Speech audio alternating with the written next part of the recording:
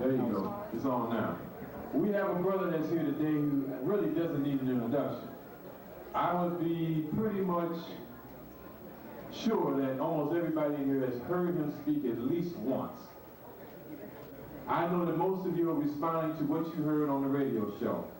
And I know some of you are coming here to confirm some things. Some of you are coming here to learn some things.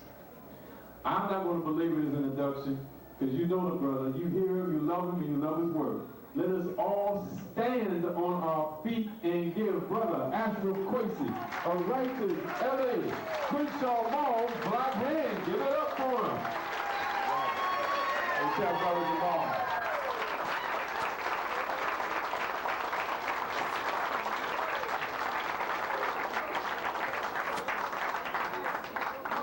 Hotep African family. I want to thank you for that applause, but I think we have to give credit where credit is due, and that credit has to go right back to Africa. For our ancestors wrote for us for countless thousands of years, but they have kept us away from Africa, so we cannot go back to see what they wrote for us. So we must return back to Africa, and that's where the information that you will see tonight, that's where it came from. But before I go on, I want to keep in the tradition of African people. We have a lot of tradition. Unfortunately, we are functioning from an alien concept of everything. In the African community, we always acknowledge the elders or the older people in the community. So I will ask the elders in the community the permission to continue to speak. Now, I am 45 years old, and keep in mind that we honor age in the African tradition. Unlike the European society, where they try to do everything they can to try to stay young because they know they cause so much hell, these white folks cause so much hell on the planet, they know they're not going to make it to their spiritual side.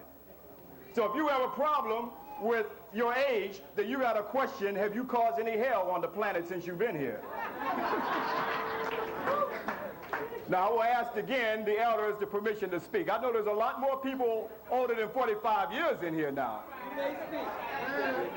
I've gotten the permission from my elders, so I have no problems. And we must also acknowledge our present. And acknowledging our present, we acknowledge our youth. Because our youth represent our present, they represent our today. So we would like one of the youth, we have many youth here with us today, so let's, the African community, raise the youth up so we can see our present today. We are because of them. We are because of our elders. And we are because of our youth. Now we also must acknowledge the sacred womb. We also must acknowledge that micro-universe that our ancestors called it. And that's the micro-womb of the woman. So if there's an African sister in here tonight that has a child in her womb, please stand so the community can acknowledge our future. That is our future, brothers and sisters. That's what this is all about. That is the Ma'atian law of truth, justice, and righteousness and reciprocity. We acknowledge our elders in the community. We acknowledge our youth in the community. And we also acknowledge our future. It is that balance that we have to get back to, brothers and sisters. We are because of those who walked before us and gave their lives for us. And our youth, if they have nothing to go on, what will they have? So we must lay down a foundation like our ancestors laid down the foundation for countless thousands of years, and that's what I'm going to bring here to you today. All of that because each and every one of you have something down into your African ancestral genetic memory bank. But that door in many cases have been locked up through self-hate, the hating of Africa. I don't want to deal with that black stuff. I don't want to hear that. But the ancestors are knocking at the door. Let me in. Let me in. And once that ancestral doorway will open up, that's when we will be free. That's why white folks have done everything they can to keep that ancestral doorway locked up. They talk about we can't acknowledge our ancestors. If you go back to Washington, D.C., you see nothing but white statues all over the place. White statues all over the country. But yet, when you speak of ancestors, they say it's pagan. It's heathen, and all these negative connotations that they have given to Africa. So we have become sensitive and don't want to deal with that because we say, I don't want to deal with that heathen thing. Not realizing that the word heathen came from a German term that means heath. a heath dweller, one who was uncivilized. White folks have been uncivilized on the planet Earth. From the dawn of time, they have not brought the spiritual balance of Ma'at that our ancestors talked about. It was taught right there in the African Nile Valley. So we are here today to bring the images, because images shape our reality. Unfortunately, our reality has been shaped by white folks. In many cases, right there in our living room is where the new brain control machine is right there in our living room shaping our reality. The other day, the brother was talking about something on the news, and he's parroting the news. I said, that's what the news says, but what do you say? So we have got to have a critical, analytical analysis, brothers and sisters. We have got to stop deifying white folks. We've got to stop deifying the Western world. We've got to stop branding ourselves and calling ourselves Greeks. I thought we had enough of the branding on the slave plantation. And now that we are going back with visual documentation and bringing it back to you, that's why white folks are up in arms now. Now you got to have multicultural now.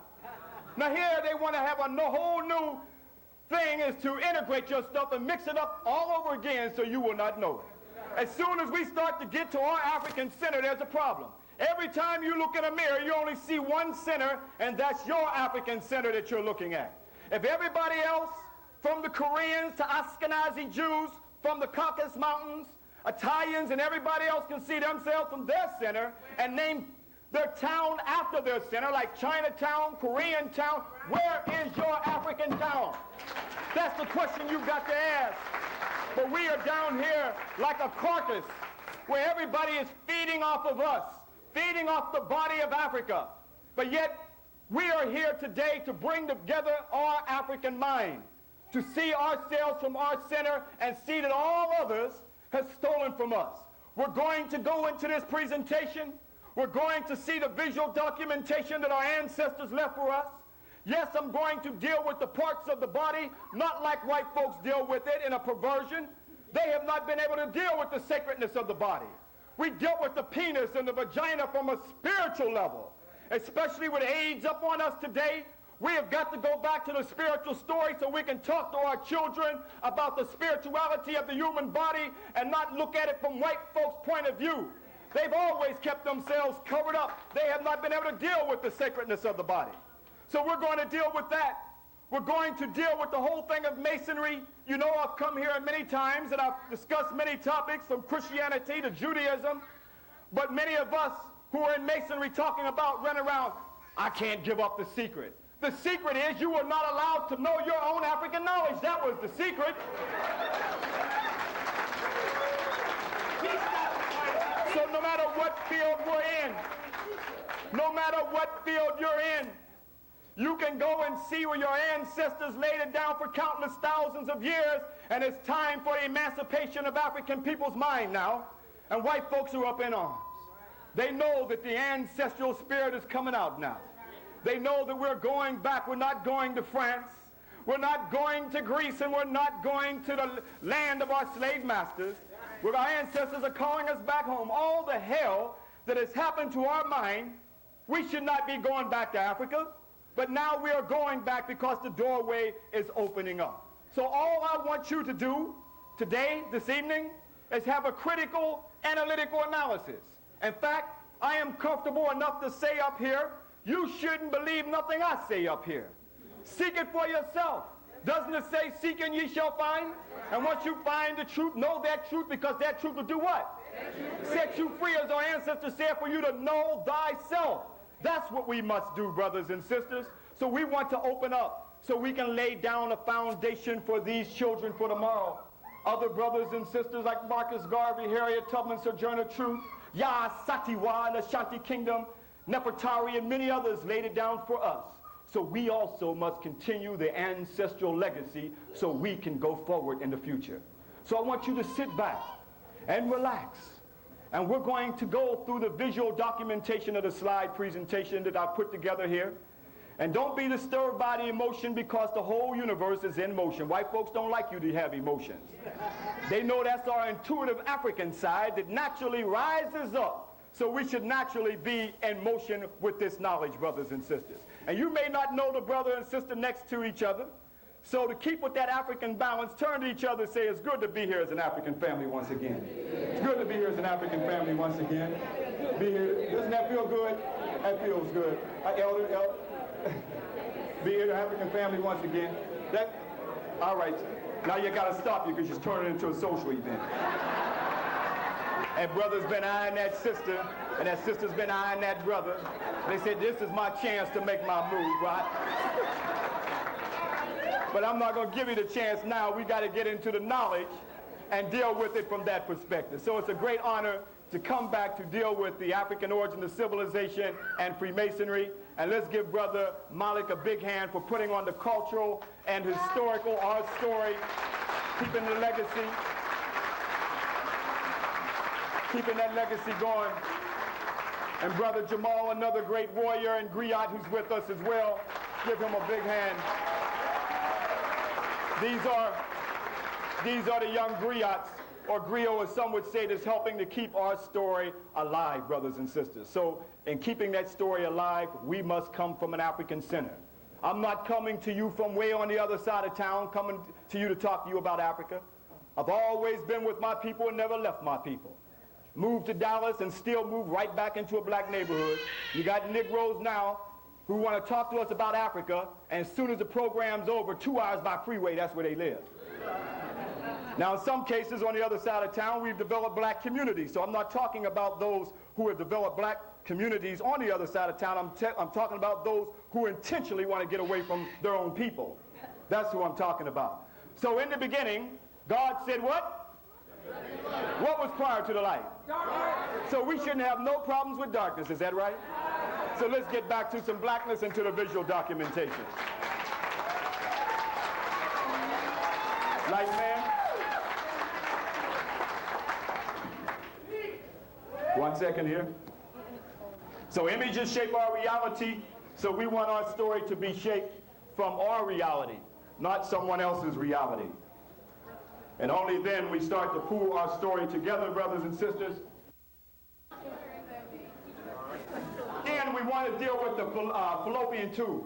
We all came from the fallopian tube, and it's our ancestors, brothers and sisters, who refer to the fallopian tube of the Nile Valley. Why did they refer to it as the fallopian tube? Because it's from the beginning of the Nile Valley where our ancestors started from.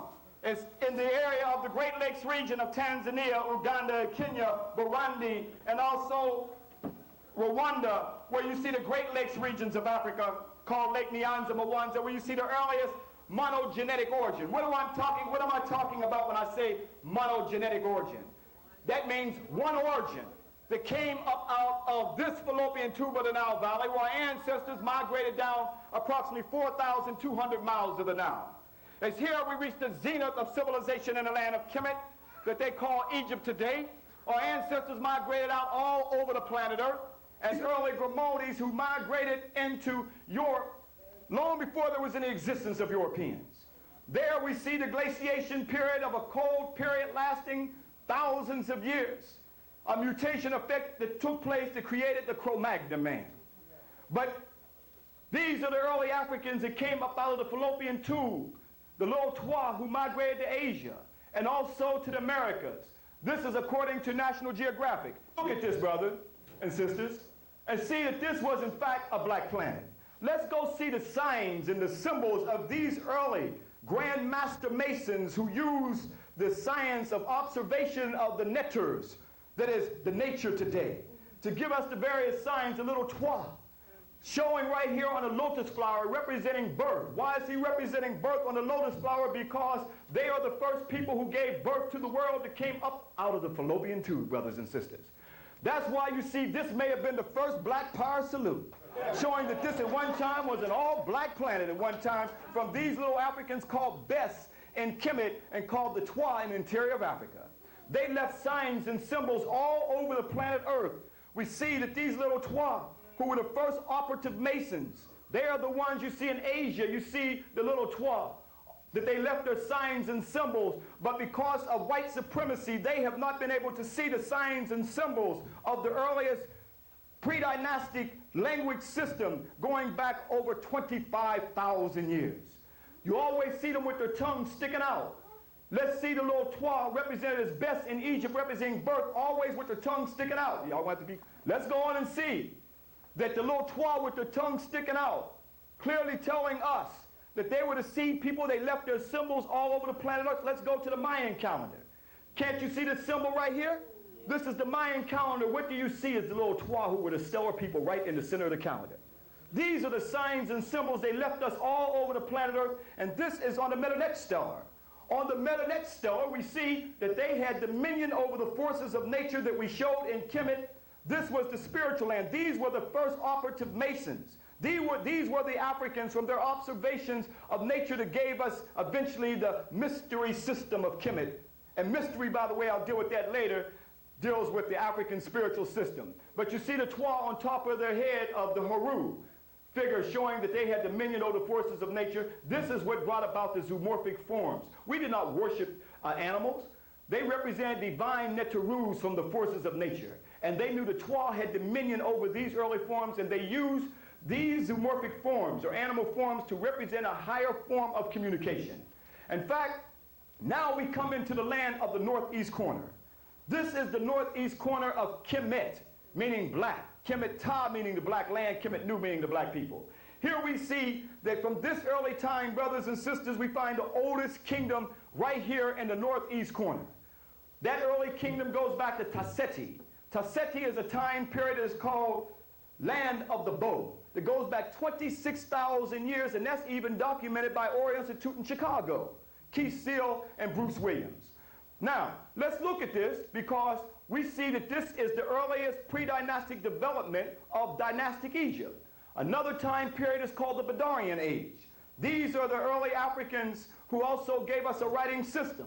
But let's go into the Nile Valley. This is where we're going to spend our time in the northeast corner, where we received the light of the knowledge of the world and where the Western world got their light of the world from.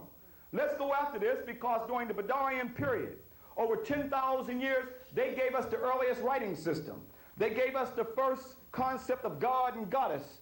And this matrilineal system of Africa, we said for there to be a god, it had to be a goddess, and for there to be a goddess, it had to be a god.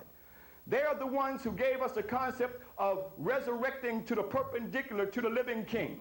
Let's look at this stellar writing here, because those of us who are Masons know that the story of Heru, which is around 900 years BC, who was raised to the living perpendicular, but that is on this stellar stone here of the early writing from the Badarian period. This symbol means Bes, okay, or Mes, meaning birth, showing the resurrection of the king to the living perpendicular of 360 degrees, where he will take the ladder to become the Horus king. So this is long before some Heru, where he was raised from the dead from the Grandmaster's iron pole that we'll get into later. But I'm showing you that long before Western Freemasonry or Hebrew Masonry or Jewish Masonry, this was from a pre-dynastic time of the living perpendicular. Let's go and look even further, brothers and sisters, to see that they gave us astrology, ancient cosmological science, from their observation of the celestial universe that corresponded to terrestrial forces, meaning that we were the first agricultural people and we had to map out the stars to know where the stars were at to plant the food. Agriculture goes back over 18,000 years in the Nile Valley. Even the Twa, who were the first stellar people, brothers and sisters, hear me now, they were the first stellar people who mapped out the stars that gave us the first stellar calendar. They still paint the stars on their face to this very day. They were the people, listen to me now, who were first deified as the first concept of a monotheistic concept of one God. They were deified as Ptah, who was the architect of the universe and no other than the Twa. So when a Mason's talking about the architect of the universe, this was the original architect of the universe that you brilliantly displayed in the temples right there in Kemet, jet black. Why is he jet black? Because the key carbon for life in the universe is black. You must put the seed down into the blackness of the earth for life to come up. The stars are born from the macro womb of the universe. And the baby is born out of the macro darkness of the womb. So everything is coming out of blackness. But Ptah was the architect of the universe and a monotheistic concept of one God long before there was a monotheistic concept of a one God in the Western world. Long before El or Elohim or Yahweh or Jehovah and the concept of that we have even Allah. This was the first concept of God that our ancestors created brilliantly on the temples and tombs. Here, this African queen, a goddess, not queen, she was a goddess. It was out of the African creation story of Ptah creating Nut, Shu, Geb, the earth, and Ra, the sun, that the first man and woman was created, called Aset and Ausar. She's holding the Ankh for life, because out of her womb she will create life. And every king that came and sit on the throne had to sit on her throne. Ankh of life, a symbol of the first immaculate conception and resurrection story. These are the temples that Theodosius and Justinian in the 4th and 5th century AD was trying to shut down and destroy this spiritual story of African people. Let's look at it and see that in the African creation story, this beautiful black goddess Aset, this beautiful African goddess with her throne on her head and her husband Ausar, were created simultaneously in the African creation story. We didn't have no story that a rib was taken from the man to make the woman. How can we be so gullible when all of you can lift up that shirt and see that neighbor with that umbilical cord was severed from our mothers? But they were created simultaneously. Let's go on and look at this story, because in the story, Ausar has an evil brother named Set, who was out to kill his brothers. Got 72 conspirators to trick him to get into a sarcophagus that only he could fit. And many versions of the story, but one version is that he cut it up into 14 pieces and threw it into the river Nile. The goddess Aset came to him, to the Nile, happy, and said, please return my husband's body back to me. Miraculously, all the pieces came together but the penis. And the catfish ate that. And you know in Kemet, the people don't eat the catfish for fear that they might be eating Osiris's penis. So you better watch eating that catfish. You might be eating Osiris's penis. But let's go to the world's first holy city, Aptu, that today the Arabs call Abydos. Let's go into the temple of Setiwan, into the Ptah Soka shrine. You see Ausar lying out on the funeral bed, and you see the goddess Aset descends on his penis to take the seed from him to take back to her womb to create the first virgin birth, immaculate conception, and resurrection story. This is the only one left. The others have been chiseled out because the Europeans could not deal with the spiritual side of this story. Now we see the penis is now chiseled out, but it was a sacred. Don't we consider the body as being sacred anymore? Let's go after this, brothers and sisters, because now Ausar is going to resurrect from the dead. Now you see on this ancient papyrus, they had no problem showing the penis. He is now resurrecting from the dead. This great king who's deified as a god. With the beetle, we do not worship the beetle. It represented Kepara. He will be transformed in the resurrection. Here we see the story of where the harem Habib story was taken from this, of being raised, okay, with the Grandmaster's grip. Let's see the sun right above his penis. Our ancestors had a spiritual connection with the Netarus, or nature. Right before sunrise, what happens to you brothers occasionally right before sunrise? What happens right before sunrise? You rise too. You get an erection, right? An erection for the resurrection. So they saw that he will resurrect from the dead. And the X means to resurrect. This is going to be powerful symbols for later on. So the X means he was resurrecting from the dead. But this is where we see not only the harem Abyss story, but even the European version of Christianity. This is where we get the earliest concept of the resurrection. Let's look even further and see it's through the dialectical laws of opposites of this god and goddess that we see the first creation of the union of Ausar and Aset to create the first immaculate conception, where she also gives forth a virgin birth to Heru. But here we see that this king was deified as a god. But he goes back to Heru, the Shimsu Hor, the Falls of Horus, these pre-dynastic Horus kings, brothers and sisters. They are the ones who laid out the whole Giza Plateau and our Zeptepi, or first time of creation. And they wanted the story of Ausar and Aset to stay for eternity. So Orion represented Ausar and Ceres represented Aset, who the Greeks call Osiris and Isis. And Heru represented the sun. So they saw our story in the constellation of the universe. And these great Shimsu Hors look to the stars, to the making and the laying out in the whole Giza Plateau and our Zeptepi of creation. So the whole Giza Plateau is laid out on a spiritual connection of this world's first trinity of Ausar and Aset and Heru. Let's go on to see, brothers and sisters, that although a man named Robert Bouvel was dealing with this, he did not go into the pre-dynastic time period of our spiritual connection to the universe. But now you can see Horum Aket, who the Greeks call the Sphinx, looking to the east, where Leo, the lion, and the constellation of Leo is rising in the meridian. That's when the sun, through its ecliptic path, is returning back to Orion. That's why we see Horum Aket is in the form of the Leo, because our ancestors symbolically saw Heru, personification of the sun, was going back to his spiritual mother and father. This was the basis of the layout of the oldest colossal on the planet Earth, called Horum Aket, over 240 feet long and over 65 feet high. But we as African people do not know much about it, but yet built by these great Shimsu Hor, pre-dynastic Horus kings. This is where the Grandmaster's grip of the lion's paw came from. Long before Heru, around 900 years BC, who we are told that Solomon raised him up with the Grandmaster's grip of the lion's paw. This is where the initiations took place. From pre-dynastic to dynastic time, that every king had to come between the lion's paw, like Thutmose IV in the dream stellar that he put there, and symbolically, he would be raised from the dead with the Grandmaster's grip of the lion's paw.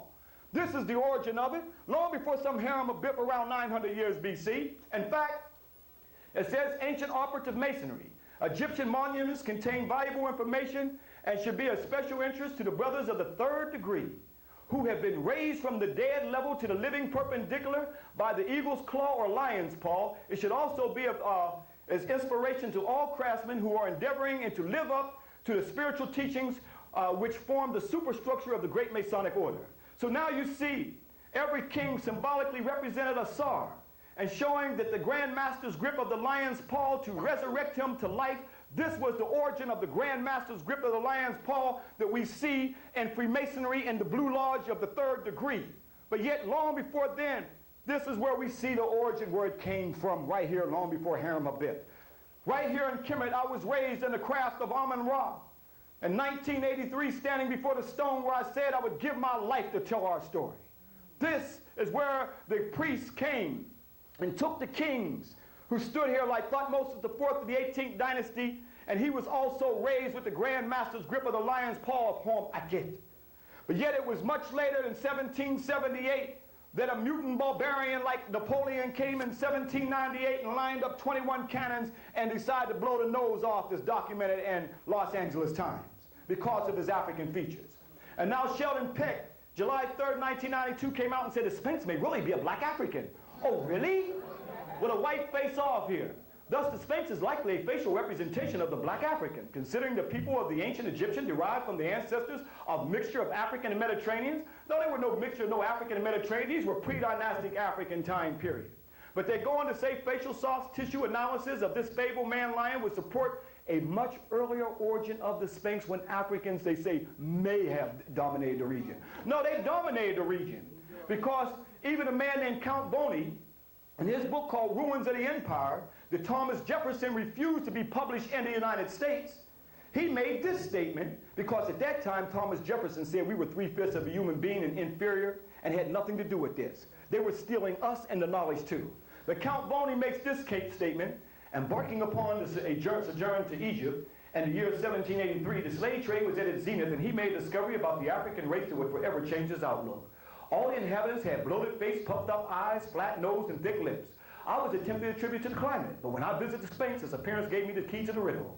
On seeing that head, typically Negro as they were using then, and all its features, I remembered the remarkable passage where Herodotus in the 5th century BC says, "As for me, I judge the Chaldeans to be a colony of Egyptians, because like them, they are black with woolly hair." In other words, the ancient Egyptians were true Negroes of the same types of all native-born Africans. Just think that this race of black men today are slaves, and the object of our scorn is the very race to which we owe our arts, sciences, even the use of speech. Just imagine, finally, there's a Mississippi people who would call themselves the greatest friends of liberty and humanity, that one has approved the most barbarous slavery and question whether black men have the same intelligence as whites. But yet we go on and look at this and see, sure, Count Boney was right, because you look at the prognosis jaw of these pre-dynastic Horus kings, and you can align them with the pre-dynastic Africans, or align them with the Twa today, and show that they were the same people who migrated down the Nile and built this colossal right here. Let's go into now a time period called the Archaic period.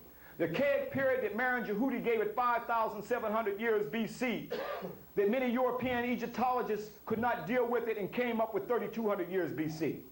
And I don't like to use the term Egyptology because that was started during the time of white supremacy. I like to do it as Dr. J would call it, Kemetology.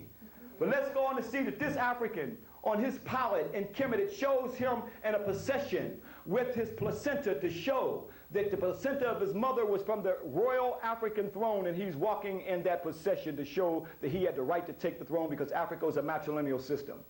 This is the African who is known as a Simatawi. A Simatawi is the unifier of the land because he unified Kemet, because even during his time, Kemet was hit with invasions out of the desert. This is an African who started hydraulic engineering, but yet our children go to college and not one word is mentioned of this African who started hydraulic engineering. This is an African who set up a capital dedicated to the architect of the universe, Ptah, called Het-Ka-Ptah, the house of Ptah, that the Greeks took from that and made Egypticus, where we get the name Egypt from. Let's look at even further and see that now we're into the Old Kingdom of the third dynastic period. We're talking around the time period around 2,800 years BC. This Grandmaster, Zoser Neterket, these are the African Grandmasters of civilization. No matter where you are in this room, he's looking at you because our ancestors believe the spirit shine through the eyes. His nose have been hacked out too, but he got the postiche, the divine beard, and the nimbus crown of African people. But he commissioned a multi-genius Grand Vizier, architect, astronomer, physician, architect, Imhotep, to build him the greatest structure on the planet Earth and the world's first stone building in Saqqara, known as the Step Pyramid. Still, they can't even figure out how this first pyramid was built. And it was the first stone building above ground, but his father also built the first stone building under the ground. But let's look at this even further, brothers and sisters, to see, as you see the Step Pyramid almost 5,000 years ago, but yet we're going to Mount Moriah. Masons going to Mount Moriah to see Solomon's temple, and they'll show you a field and say it used to be here. There's no used to be here. Here's the stone buildings of the Grand Masters right here. But yet, to show you what multiculture's doing to us, let's see how white folks have corrupted it. Now they're going to say, Museum of Jewish Heritage. And a step pyramid of our ancestors. There was no Jews here. Jews had nothing to do with this. That's why they're trying to make it a multicultural to destroy our story, because we are now going through the final emancipation of our mind now. Let's look at this now. It had nothing to do with no Jewish heritage. These are Ashkenazi Jews living in the Caucasus Mountains. Had nothing to do with that, who were, according to Josephus, who lived around 37 to 100 AD, these were the Hyksos, who invaded our land that I deal with in my African history versus biblical myths. Another lecture for another time. And then they go on to say a living memorial to the Holocaust. Had nothing to do with that whatsoever. But the Grand Master that built this first stone building, Step Pyramid, was the Grand Master himself, this black man, Imhotep. This African right here. These are the Grand Masters that they don't want our children and our babies to know about. That's why we have to build our own schools for the emancipation of our future generations of our minds here. This is an African, long before some man named William Harvey knew the circulation of the blood, Imhotep knew the circulation of the blood. Long before some Eratosthenes, the Athenian that they're telling our children, who gave us supposedly the circumference of the earth, the 25,000 miles of the circumference of the earth, Imhotep, who studied the winter solstice and the summer solstice, gave us the circumference of the earth almost 5,000 years ago, long before some Eratosthenes.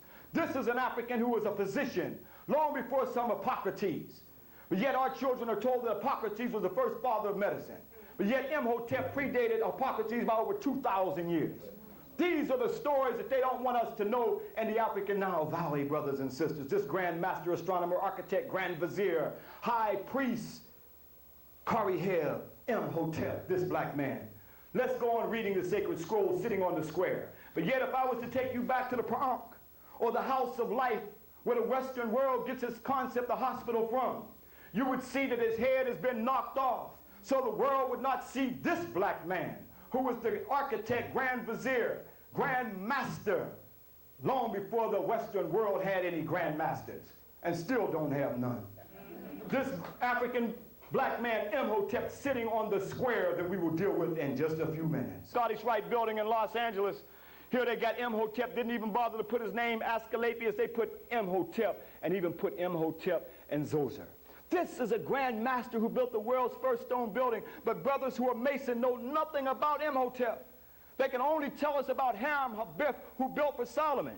And Hiram-Habib is second to Imhotep and Zoser on this temple in the Scottish Rite building in Los Angeles. Before Hiram-Habib and Solomon of 900 years BC, Imhotep goes back to 2,700 years BC.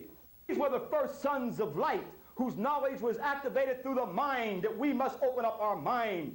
We are the ones who started this. These were the Grand Masters, right here in the northeast corner, where the light of the world came right here, where they crossed the burning sands to get the knowledge right from African people. In fact, going into the Pra'ankh, or the House of Life, as you walked in, you see these cobras rising up. And Ra, the sun, called Ra Harakte, was the key energy to activate something called the pineal gland to bring out spiritual consciousness. This is even where you get the medical association symbol from. As you see right here with the wings and the cobras rising up to activate the pineal gland to bring out spiritual consciousness, that you even see the African mystery system. The African spiritual mystery system is right there in the Bible. Genesis chapter 32, verse 30 and 31. And Jacob called the name of the place Peniel, for I have seen God face to face, and my life is preserved. 31, and as he passed over Peniel, the sun, S-U-N, rose upon him, and he halted upon his thigh. Meaning the sun rose upon him, hit him in his forehead, he halted upon his thigh. Where did it come from? Let's go back to King Tutankhamun Shrine. Sun rising upon him, hits his pineal gland, he halts upon his thigh because he met God face to face. Where you see it ends up right here in Genesis chapter 32, verse 31, and as he passed over pineal, the sun rose upon him, and he halted upon his thigh. Taken from your African ancestors' shrines right here. And then they're going to call us sun worshipers. We were not sun worshipers. The sun was the key energy to activate the spiritual consciousness of the pineal gland so we can see God face to face. And in anatomy courses today, they tell you that the pineal gland has no purpose. May not have no purpose for white folks, but it definitely has purpose for black people because it has melanin inside of that melanin. There is the melanin there, the first people on the planet Earth. This is the living perpendicular of the rising up and the resurrection again, long before some Hiram-Habib. Let's go on and see, brothers and sisters, our brother coming between Ra, showing the key energy to activate the pineal gland that we even took to India. That's why we put the red dot right in the middle of our head, showing this was the seat of the soul. This was corrupted by the Rosicrucians and others.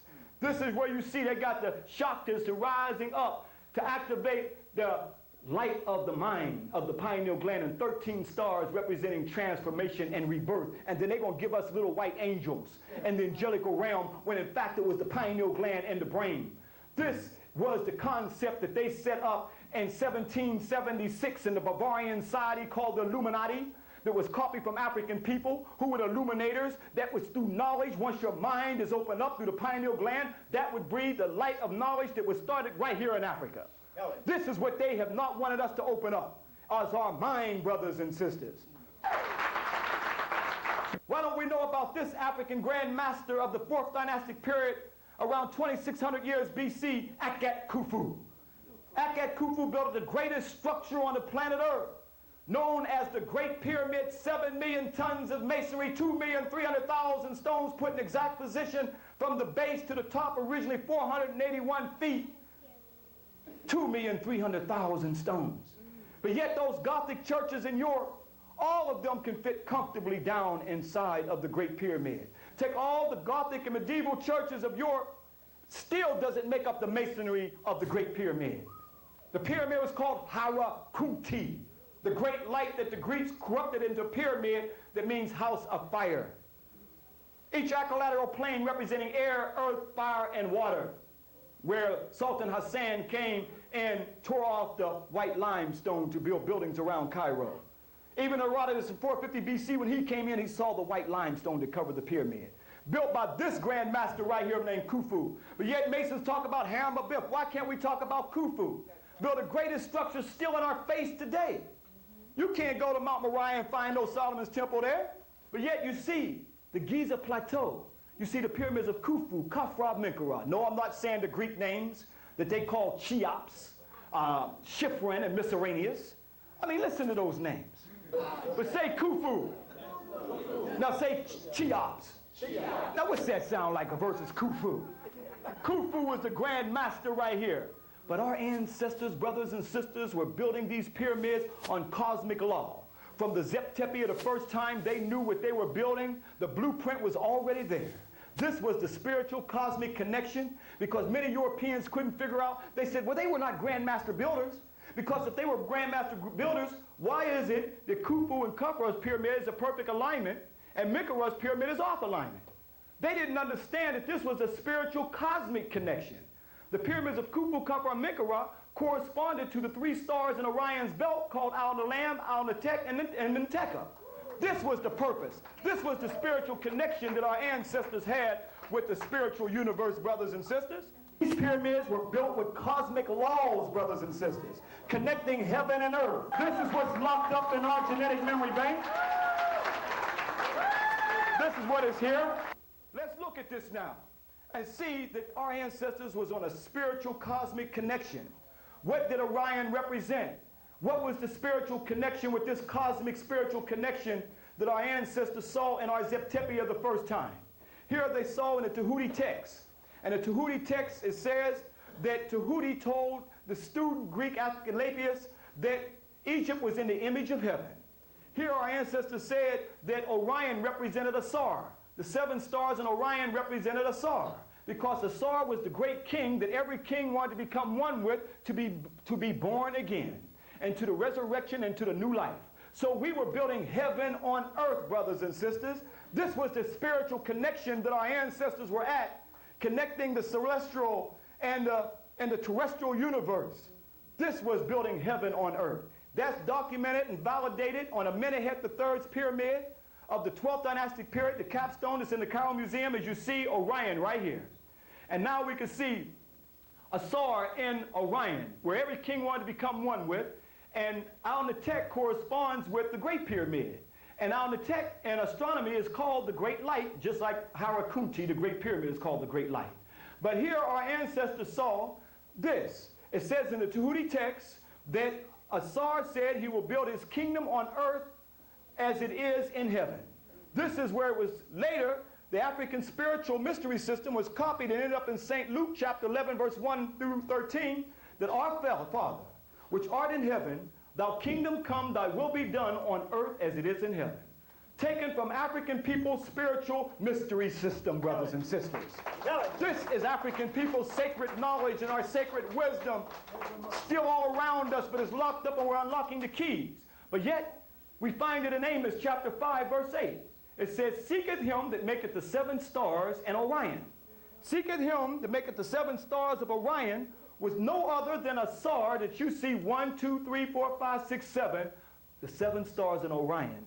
That's where we get Amos chapter 5, verse 8. Seeketh him that maketh the 7 stars of Orion. This is where it goes back to. This is our sacred knowledge, where every king wanted to be one with Ausar because he symbolically was born again. They knew that then, that becoming one with Orion, you would be born again. But guess what? National Geographic came out. Orion, where stars are born. National Geographic Society, the heavens, star birth, and Orion's nebula. We already knew that, because that's what we connected every king with Ausar that you see right here. But National Geographic came out, nothing new under the sun. This is the African spiritual mystery system where stars are born in Orion's nebula that we already knew. Where else do we find the African spiritual system at? Even when NASA came out, and you see NASA, Apollo, NASA symbol, that is Orion. As you see the 3 stars in Orion's belt, 1, 2, 3, and the 7 stars in Orion that's above the Giza Plateau, the African mystery system is tied up into everything. Let's go on to see none other than Osiris, the constellation of Orion.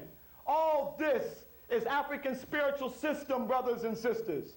In fact, do you know that we know about NASA having that robot on Mars, but they didn't tell you about the robot that they had inside of the Great Pyramid. No, they didn't tell you about that. They didn't tell you what that robot saw inside of one of the chambers. And they had it on the radio down in Los Angeles, and they were talking. They said, oh, did you see what the robot found in the Great Pyramid? They said, what was it? They said it was a black man. They said, a black man? They said, really? They said, really? Yeah, because that's what that robot saw was Ausar, what every king wanted to become one with. No, this is not about no spaceships coming here. No, that had nothing to do with that. So get that out of our mind. It had nothing about us having spaceships either. We had a spiritual astral projection to go to the stars spiritually. In fact, that's why you see the globe goes, why is that according to Ausar? Because we had a spiritual connection to take off, not a rocket to take off. In fact, we see that they call them air shafts. There were not no air shafts in the Great Pyramid.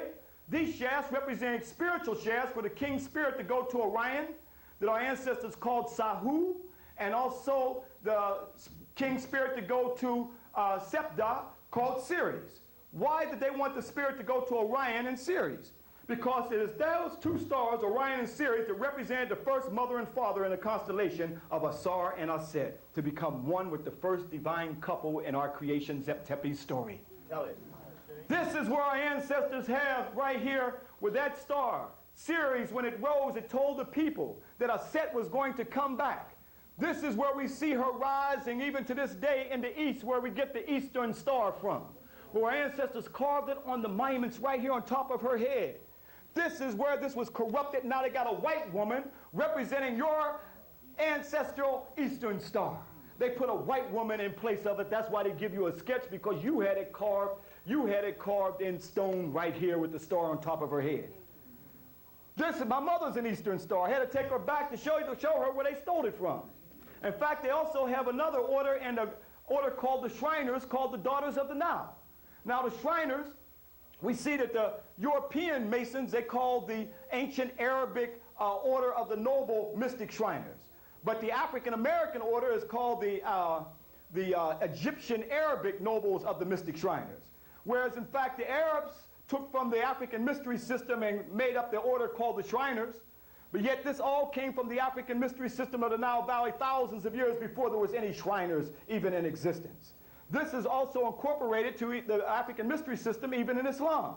But the West came up with the Shriners through the Knights Templars, who when they were in Jerusalem during the Crusades, this is where they were initiated into some of the African mystery system by way of the Shriners that became the Knights Templars. Others got this information from the Pythagorean order, these Greeks who came in, and became the Pythagorean order and others and so forth. But the order of it came from the African fallopian tube of the African spiritual mystery system of the Nile Valley.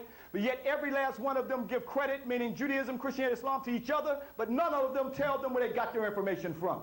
And I'm saying that none of us should be arguing whether we're Christians or whether we are African Christians or we're African Hebrew or African Muslim. All of that belongs to us in the first place. That's right. So you see that the symbol that they use, they even use the African Nimbus crown right here. A man by the name of Florence Hopkinson is the one that brought the concept of the Shriners to the West when he also was met with an Arab diplomat, and that's how the Shriners came to the West. But they got an order called the Daughters of the Nile, which is part of the African mystery system of the Eastern Star. But this is where it's corrupted in a satanic origin, where the Europeans are corrupting it, the Eastern Star, and turn it upside down, and have a skull where they drink through the Royal Arch. When they become the Royal Arch degree and the Scottish Rite, they drink from a human skull, a wine, symbolically of the rites of initiation into this Royal Arch order, that they would not give up the secret. That means our African ancestral secret. Yeah. But the whole denigration and desecration and the satanic part that they've corrupted it into was turning the goddess Aset star upside down. Nowhere you see that star in the temple upside down. So the order of the Eastern Star that they got on the European campuses today, and the order of the Eastern Stars, and some of our people and sisters are Eastern Stars, now they got the star upside down, corrupted it, when in fact when you go back to the temple, nowhere is it upside down. This is the African spiritual system that was taken from African people, brothers and sisters. In fact, when that star rose, it told our ancestors that Aset was coming back because it rose in meridian. It turned red, white, and blue. So on all the columns, that's why it was painted red, white, and blue to give an indication that Aset, the Eastern Star, was going to come back. So they painted all the columns red, white, and blue. Now you see Uncle Beast, that's how they came up with the red, white, and blue. He ain't none of my uncle. But now you can see where they corrupted it from your African ancestors. That's why they don't want you messing with this. We've got to open up the light of our mind, brothers and sisters. Been locked down. To see that this is called the Heru. What is the Heru? The Heru, This temple goes back to a pre-dynastic times, and through dynastic times, many kings built onto it. And you see these massive pylons here. Look how small the people are. Some of our group right here, on this side, not this side. Now you see how large the temple pylons are. The Heru is dedicated to Heru, and the symbol was the falcon. Heru means the White House of Heru. Corrupted it by the West and America, that's where you get the White House from, the Heru, the White House right here. Here you see carved in stone, the falcon, showing Shin's symbol for eternity as Ra will rise to give us life. Now you can see where Francis Hopkinson and others use the presidential symbol. You see in the Heru, and right next to your ancestors, carved in stone, somebody knows something about us that they don't want us to know about ourselves. That's why they don't want you messing with Kemet. Tell it. Here you see it carved in stone in the Heru, as we see the Ankh-Shu. Ankh-Shu means life for eternity, because long as Ra rises in east, we will have life for eternity. We use the zoomorphic zoop type Heru, the falcon, because the falcon flies in the sky all day, just like Ra when Ra rises in the sun. Now you can see it's been corrupted where they got the presidential symbol from now, the eagle, copied from your ancestors' Ankh-Shu or Heru right here. Instead, now you see Ra on top of the falcon's head, corrupted to now the Mogan Da'u, or the Solomon seal, with 13 stars. And 13 olive branches, 13 leaves, 13 feathers, 13 arrows, 13 stripes, everything representing 13. Pluribus Unum also has 13. 13 meaning the light of knowledge for the resurrection to be born again. This is what they're dealing with. And also some say the 13 colonies.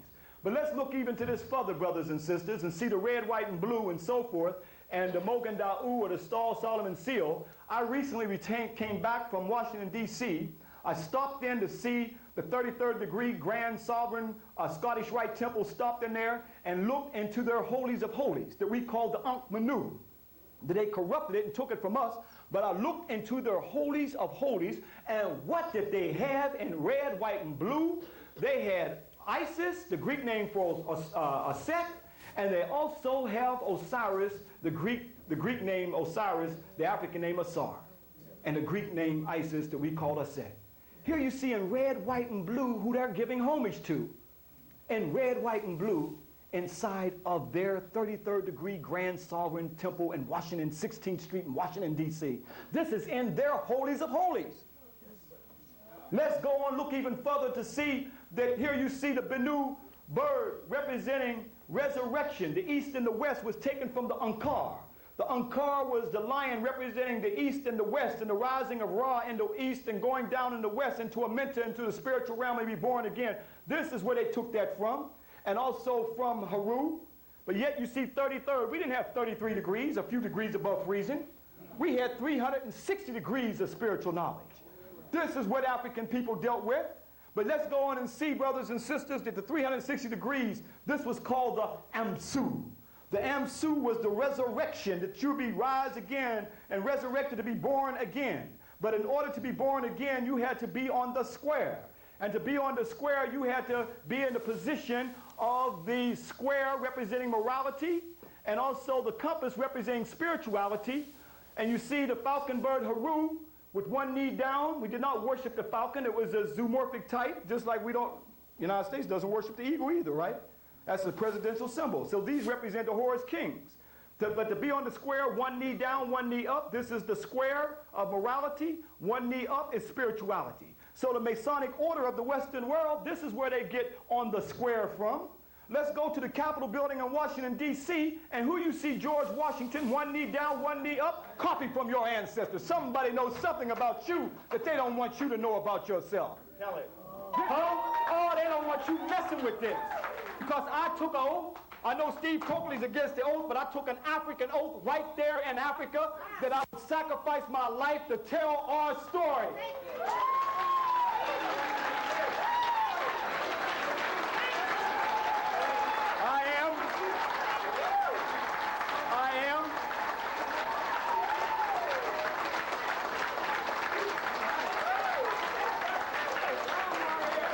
People talking about Brother come up to me and ask me, oh, you're traveling, man. Yes, I've been traveling for 18 years to the east. How long you been traveling? Travel back to Africa. That's the true travel, and see it. I was sitting in the Cairo Cairo Hilton. Mathu was there in 1985 when a brother came from Yemen and asked me, are you Ashra Kwesi? I said, yes. I'm shocked. The brother knows me. I'm sitting up here in Cairo Hilton. And he said, we got your tapes in Yemen. They're magnificent. They're going all over the country. Deeper into it, not only that, but the X. Remember the X? For resurrection, is that right? Resurrection, and that was Ausar, who was the god of resurrection, the first black god of resurrection, copied from you, and he sends up in the Capitol building in Valley Forge. They call him the worshipful Grandmaster. No, he's not the worshipful Grandmaster. The worshipful Grandmaster who sit in the east was the great black king, the great black Ausar sitting on the square. As you see him with the X that's been corrupted by George Washington with the X, where they took it from your ancestors. They don't want you to know about these great black kings who are deified as the god. Let's go on to see that Heru was the ruler of life in the spiritual realm. Why did we use the ostrich crown? Because the ostrich crown represented that you, like the ostrich bird, could look 360 degrees all the way around. So Ausar could look 360 degrees with the all-seeing eye in the spiritual realm of the omnipotence of the Creator. And also you see him on the square. Let's deal with this square. Because even church word and signs and symbols, primordial man says, much is made in masonry of acting on the square. Here's the foundation of the whole matter. We have no doubt that our saying to act on the square Masonically is from the Egyptians, to act rightly, to act justfully and truthfully, according to Ma'at. And working with Ma'at denotes creation according to their eternal laws and understanding. The square is the seat of Osiris in the judgment hall, from which place all are judged as to the past and must be found perfect before they could proceed further. Symbolically, therefore, it shows that it was first emblematically the seat for judging right from wrong. So to speak, to bring the material into the perfect form and to reject that which was not perfect, and to build on the square. Even the Encyclopedia of Freemasonry has the square. This is one of the most important and significant symbols in Freemasonry. So if sitting on the square represented Ma'at, this was part of the African initiation for every king who was a Horus king to sit on the throne, because he was a personification of the Horus king, just like in the presidential system. Every president that comes to the White House was symbolically comes before the eagle, the presidential symbol. It represents the presidency. So every king sit on the square of Ma'at. He had to be of truth, justice, and righteousness. This was the initiation that took place in Kemet. So just like Khafra, you see him who's a Horus king, showing the falcon representing the Horus king sitting on the square. He had to be a truth, just king to sit on the square. Now that's been corrupted with old George sitting on your square. He was not of no truth and justice. Huh? Yes, George Washington, what was he doing? Yes, he was a slave owner, so he's not sitting on the square.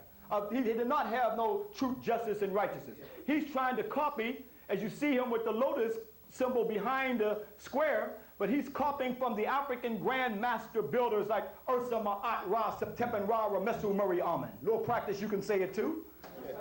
Not no Ramses II, but yet it was taken from Ramesu. That was the Grandmaster of the 19th dynasty sitting on the square of Ma'at, of truth, justice, because he was a just king that ruled. And no story, nowhere did he start no slavery, which I deal with in another lecture. Hopefully we can do it another time. But yet we go on to see that in Psalms chapter 89, we see the African spiritual mystery system. 14, justice and judgment are the habitation of thy throne. Justice and judgment was Ma'at, sitting on the throne of the square that every king had to sit on, as you see her with her feather. This African goddess right here sitting on the square. But the judgment took place with her husband, Tahuti, who also sit on the square. The union of the two of them represented the judgment and the Nekasine. Here we see in the Nekasine of the judgment, to go into the spiritual realm, the heart had to be weighed with that of the feather. Anoop is balancing the judgment of Ma'at right here. We did not worship animals. They represented zoomorphic forms. And here you see Amet looking to see Tahuti writing down the deeds of Oni. Low clarity, brother. You're the co-pilot, my brother. Here you see Tahuti writing down the deeds of Oni as he lived on earth. And Tahuti is the one that gave us writing. It's Tahuti from the spiritual mystery system. It's Tahuti who gave the great law and also gave the call that Aset was going to give forth the Immaculate Conception. But let's go on to see that Heru right here has the key in order for Oni to go into the spiritual realm. As we get in Matthew's, that you must have the key to enter the kingdom of heaven, right? But yet, as he comes, and you see in the spiritual realm, all the Netarus sitting on the square. How many are there? 1, 2, 3, 4, 5, 6, 7, 8, 9, 10, 11, 12. Ausar is the one who made the judgment that made 13. This is where they created their judicial system off of your African ancestral spiritual system. The 12 jurors, and also the judge makes 13, who that represented Ausar. And then you also had to sit on the square. What was the square? That was the witness stand, where you had to have the makuru. You had to be truth of words in order to be on the spiritual realm, as you see like Oni make it into the spiritual realm. That also was incorporated into Christianity, where you see the 12 apostles, and Jesus makes 13. This was all part of the resurrection and to be reborn again. But where do we find our African spiritual mystery system at? That means the scale of judgment and the square and the key. Let's go right on the dollar bill, and you see the scale for judgment and the key, and 1, 2, 3, 4, 5, 6, 7, 8, 9, 10, 11, 12, 13, and the square. Copy from your African nectar scene of judgment, the square, 13, the key, and the judgment. Your system is here. I don't want to hear about that black stuff. I don't want to hear about Africa. No, they don't want us to open up. They're trying to suppress this knowledge, because what happens when you unlock the key, unlock the Western Masonic order, and enter the secret of your ancestral sacred knowledge, brothers and sisters? That is the key. And brothers talk about, I got the secret. You ain't got no secret. The secret is your African ancestral knowledge that you see right here. That was the initiation into the spiritual realm. I got to be strong with this. I know what I'm fighting. We are at psychologically spiritual warfare. Right on, brother. Don't even know it. Let's go look at this now and see that, yes, we see now a white woman represents now the judgment. Corrupted from your ancestors' beautiful African goddess Ma'at. Now they got a white woman, a mutanoid. As I said, don't be saying I've taught. See how we do. We don't want to talk about white folks. Talk about us all day long, give us negative caricatures and everything else, making up Hollywood, all kind of negative images on our children. But yet here, this is a corruption from your ancestral story. Here, the Constitution, with Thomas Jefferson and George Washington, during that time, they saw us as 3/5 of a human being. So this is no justice for us. It's just us, not just us. Where we were not slaves taken from the African continent, we were kidnapped Africans and forced into slavery. When Diego Diaz and Boer came down the west coast of Africa, they brought in guns and rum. And they gave different brothers guns and rum. It worked so well that we forgot about yesterday, and they created, to get us out of the inner cities now, Crips and Bloods, and brought in guns and drugs. And then they brought old Sambo Negro Gates out there to corrupt it too. But yet you see, the old George sold Africans, or African brothers, for burls of molasses. Don't talk to me about he never told a lie, he chopped down a cherry tree. Sold our African brothers for burls of molasses, brothers and sisters. This might be a little bit too much for you right here. I don't know if I can deal with all this. See, let me leave that alone.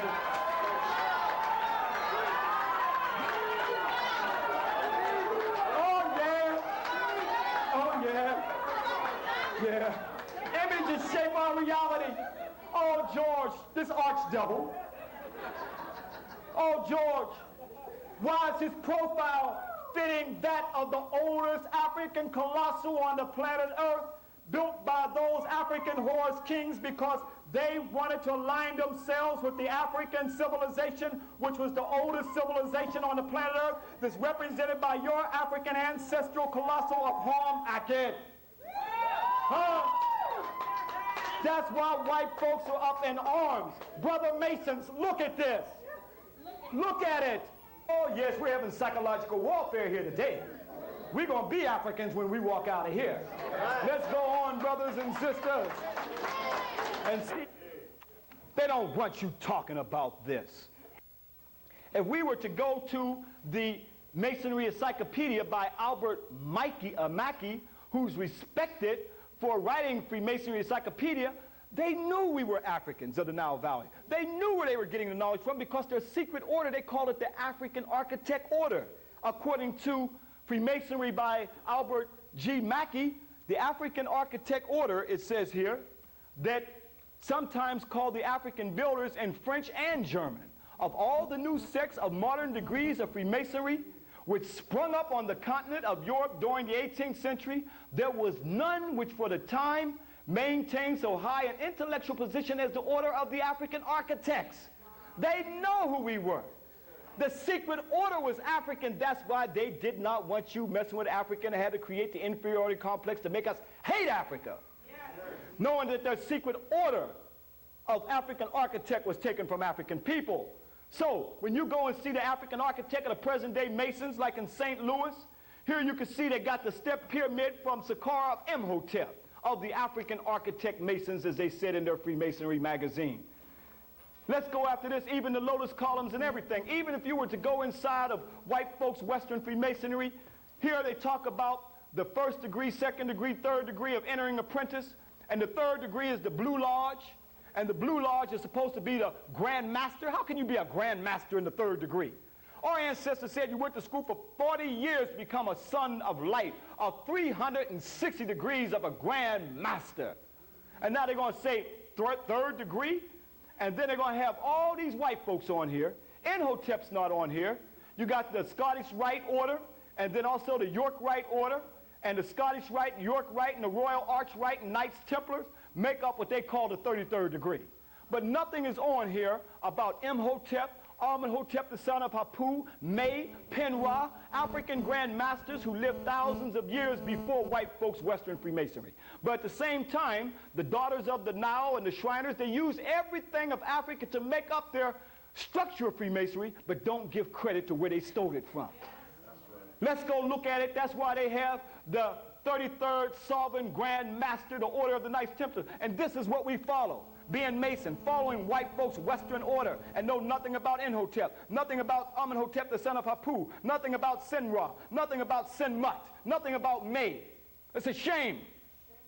Let's go on and see, brothers and sisters, that Dr. Ben's book, The African Mystery System Order, showing that the Western symbolism, once we unveil them, we can see our story and the symbolisms all came from African people. Keep in mind, Horm Akhet represented what? Ra, the sun. And the compass representing to circumscribe your spiritual way. But now we are told, and Masons are told, and black Masons who know nothing about this, now they get a white god for the architect of the universe. Here's the white god that they worship as the architect of the universe, and I showed you Ptah. Long before white folks in their Western Freemasonry and some white god represented as the architect of the universe. Let me tell you something, brothers and sisters. Those who circumscribe your circumference determines the diameter of your thinking.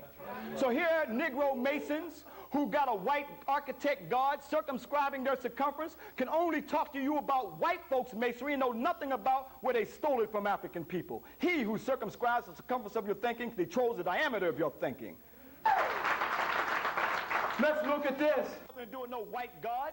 But let's go on to see, brothers and sisters, how we're going to be free worshiping white folks everything that they stole from us and we don't know the origins where it came from. Go into these symbols and see that G, as they say, represent, some say God in geometry, but in fact it represents the Gnostics. The Gnostics were the true Africans who were the sons of light to open up their mind that they were taking the system from African people. This is where they created their Bavarian society in 1776, the same time that America was created to create the Illuminati that was taken from the Illuminators, the Africans of the Nile Valley. All-seeing eye was the all-seeing eye of Ausar. As I told you, his crown was the ostrich feather because symbolically the ostrich bird would look 360 degrees in the spiritual realm, so that became the all-seeing eye of Ausar, representing the omnipotence, all-seeing spiritual eye. The operative symbol of Masonry was the trowel that they took from African people that they said represents spreading a brotherhood. As I said, they ain't spreading no brotherhood on us. The heart was weighed with that of the feather of Ma'at in the judgment scene. And then also you see when we wrote the first holy works called Per Em Heru, that's why any holy book can sit in the lodge, because ultimately they stole it all from African people. And then they came to Africa. Yes, they came in and shook our hand, but it was no brotherhood. It was death and bloodshed. Now we see that the compass is a symbol operative symbol of speculative Freemasonry that represents spirituality. And the square represents your morality. But the question is, where did these symbols come from? If we look at the square and the compass, these two symbols have been for so long and so universally to combine us, to teach us, as it says in earlier rituals, to square our actions and to keep them within due bounds. This is the symbol that many of you seen everywhere, right? But where did they get it from? This is the plummet, the symbols that were used for building the greatest structure on the planet Earth, like the Great Pyramids and other temples. And the square, and you had to be on the square, and the level is to level your spirituality. So although these are operative stone mason buildings of your ancestors that speculative Freemasonry uses today to represent spirituality and morality and the level to level your spiritual ways, but yet these symbols are right there in the Cairo Museum, still there to show you the symbols that were used for building the greatest structure on the planet Earth, as the plummet as you see right here. But as you take a close look at this, where can we find it at? To show you that all have worshiped our ancestors. All have worshiped our sacred knowledge. And where do you see it now? In the layout of a place called Washington, D.C. Now you see the plummet symbol where they took it right out of the Cairo Museum. Oh, somebody knows something about us that they don't want us to know about ourselves. And the brothers say, I got the secret. I can't give up the secret. Here's the secret. And the layout of Washington, D.C., copied from your ancestors. But in fact, we go on to see, we even got it carved in stone on the Heru. That is the White House of Heru, as you see the compass or the plummet and the plumb line coming down. Let's go an aerial view of Washington, D.C. now. Washington, D.C., and the plumb line now becomes the Washington Monument. But you got it carved in stone over 3,000 years ago. That's why I've spent 19 years of my life, sacrificed everything to do this. Let's go on to see, brothers and sisters, even clearly now you can see Washington, D.C., copy from your ancestors, another look. But let's go even further and see that, yes, I was one in a million in Washington, D.C. In fact, let's keep in mind it was Africans who built the Capitol building. In fact, can you imagine if I showed a little piece of this on that day? Brothers may have tore that Capitol building down. After all, we built the damn thing. But let's go and understand that we were standing right inside of our own African ancestral symbol, but let's not forget that what else took place at that mall. Here, the mall and the area around the White House became the principal slave market, while untold numbers of chained Africans were marched down Pennsylvania Avenue, South Capitol slave pens and auction blocks spilled into the backyard of the White House and rang the Smithsonian on the mall. So here you see this was the biggest auction block in America, where they marched us down the U.S. Capitol building, Pennsylvania Avenue, down to the White House, and Smithsonian Mall was the biggest auction block right here. And the brothers with the chain and the ball. That's why in our psychic, what slavery did to us, you see the brother always walking like this. He think he's cool. That's in our psychic, but he's still dragging that ball. That chain ball is still dragging it. That's where it came back to. Open up our minds. Still dragging that ball psychologically. Even an elephant, you can take an elephant and pin him down after so many years. He can pull that peg up out of the ground, but in his psychic, he can't do it because he's been pinned down to the ground. Same thing with the brother. He's still dragging that slave ball, thinking he's cool. But he ain't cool. His mind is enslaved. Huh?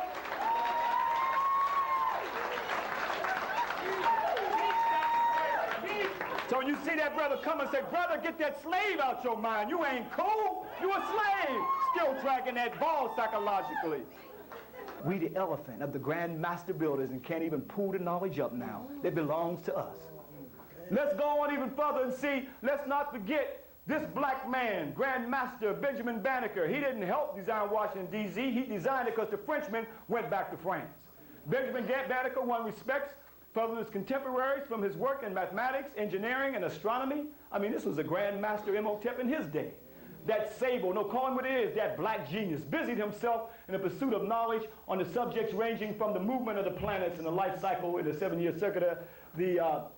Benjamin's Almanac was one of the nation's most popular of the testimony signed by 11 whites vouched for, a work done by a black man whose father came from Africa.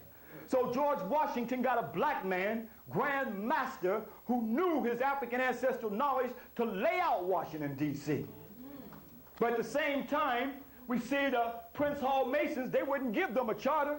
In fact, they shouldn't even ask for George Washington for no charter, because this goes back much further than George Washington, and also England's 1770 tea house masonry as well. But yet we respect Prince Hall for calling it the African Lodge. He at least gave us a hint to go back to. In the 1700s, he was saying African, but yet we were not free and accepted Masons, because we were not free and accepted because George Washington didn't accept them. And they couldn't go running around in the South without getting kidnapped, and even in the North, and say they were free and accepted because they just grabbed the brother up and put him right on the slave plantation. But yet at the same time, it says the Prince Hall Grand Lodge, Masonic Lodge, named for the Prince, Reverend Prince Hall, founder of Freemasonry among the African Americans. The first Grand Master of the African Masonry was Absalom Jones, organizer in 1797 of the Philadelphia's first lodge of the African Lodge of the Freemasons. But yet, if you were to go to the Encyclopedia of Freemasonry, it says that the Negro Masonry, there are Negro Grand Lodges in most states of America, but they are not recognized by the other Grand Obediences. They are all indifferently illegal in the opinion of the American Masonic jurisdiction. No, the white folks' Masonry is illegal because they stole it from African people. In fact, it says the Masonic yearbook so far as America is concerned, there is evidence that the 14 Negroes, among whom was Prince Hall, were made Masons on March 6, 1775 in a military lodge of the British Army at Boston, because old George wouldn't give them a charter. They applied subsequently for the warrant to England and received it in 1787, being constituted as the African Lodge, number 429, located at Boston. The next event in history with which I am acquainted is that it was struck off the Royal Grand Lodges at the beginning of the 19th century. Having ceased to make its return for a very long time, it had either passed into abeyance or so passed subsequently. In the course of time, it reported a revival in England, but obtained no recognition. And in 1827, it proclaimed independence and reconstituted sued as the Prince Hall Lodge. And then it issued a warrant and all Negro lodges in the United States. But they originally did not even look at them today as being illegal. Well, they are the illegal ones, but I love this African Grand Master Mason right here, Black Square and Compass, Martin R. Delaney. They called him that militant Master Mason.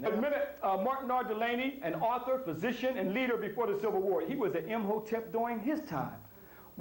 These are black men who opened up their ancestral genetic memory bank and knew that they were the Imhoteps. It is here that the black nationalist philosophy of Martin R. Delaney is best seen. He writes that the Ethiopians are the leading race of mankind, with the Egyptians as a branch of that race, and further suggests the black origin of Freemasonry. But to deny to black men the privilege of Masonry is to deny to a child the lineage of his own parentage, from which sprang Masonry, but from Ethiopia and Egypt. I like this, what he said. He awoke every morning thankful, he said, that God had made him a black man. All right. That's a true black man right there. Yeah. We need to wake every day and thank God that made us a black man or woman. He also advocated violence to hold the slave catcher. But the key, yes, he did too. He was not non-violent.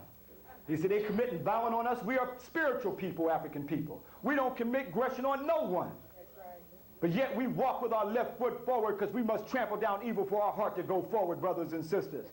So we must also, if you put your hands on us and disrespect us, we sure are going to disrespect you. It's about respect, not trying to love everybody. Now, we have time to go into the next carousel. All right, if you want to take it. So let's go further into this, brothers and sisters. In the West Bank and this tomb in the early 80s, where I had to sneak cameras into the tomb, in some places they don't allow you to take pictures and so forth because it reveals much of where the Western world plagiarized directly from African people. In fact, now you see the ancestors coming up the staircase to heaven. Long before there was a Jacob's ladder, and coming before the great god Ausar, not Peter, sitting at the gate as he judged those who come before him on the square. As he cast out Set, symbolized as the pig, and Beheted Ra, the sacred baboon, beast the pig, where even Christianity, where Jesus supposedly cast out the swine for those who came before him. Is that right? But where now we see in the Western world, now we see Jacob's ladder was literally copied. Now that's why you always get a sketch. Copied from your ancestors' reliefs, carved over 3,000 years ago. and Ausar at the gate. But as you see T, as you see truth, F for fortitude, P for prudence, J for justice, the scales, and then remember the heart had to be judged on the scale in order for you to go into the spiritual realm. Is that right? Yeah. How many stars are up here? 1, 2, 3, 4, 5, 6, 7. 7 stars represented who? That was Orion, that was no other than a Ausar star, and make it into the heavens. So Jacob's ladder, here you see it here, copied from Ausar's ladder that predated Jacob's ladder by thousands of years. Let's look even further and see, that's why you see the masonry that has the ladder. They always show white folks on here, the compass and the square, and the gavel and the square right here, the stone, and the key.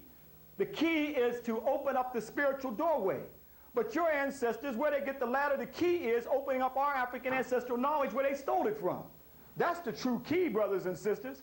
So we're going to unlock and show the key representing to unlock the African spiritual system. This is part of the Western secrecy of Masonry.